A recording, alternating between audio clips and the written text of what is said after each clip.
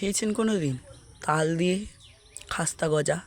চলুন আজ তার রেসিপিটা আমি শিখিয়ে দিই। প্রথমে তালগুলো আস্তে আস্তে ছাড়িয়ে নেবেন। নেওয়ার পর তালের এগুলো অংশগুলো আলাদা করে নেবে। নেওয়ার পর তালগুলো আস্তে আস্তে ছেনে নেবেন।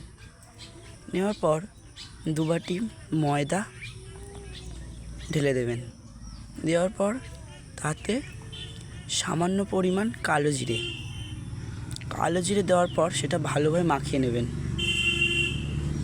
মাখিয়ে দেওয়ার পর সেটা মাখানো হয়ে গেলে হালকা করে বেলে ছোট ছোট করে পিস পিস করে নেবেন। পিস করে নেওয়া হয়ে গেলে সেগুলো আস্তে আস্তে ভেজে নেবেন। ভেজে নেওয়া হয়ে গেলে সেটি জলে 1 বাটি চিনি দেবেন। চিনি দেওয়া হয়ে গেলে সেই ভাজা তালের গজাগুলো মিষ্টি রসে ছেড়ে দেবেন।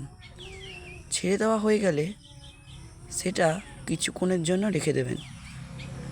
রেখে দেওয়ার হয়ে গেলে কিছুক্ষণ পরে খুলে দেখবেন তৈরি হয়ে গেছে। তারপরে খেয়ে বলুন কেমন হয়েছে।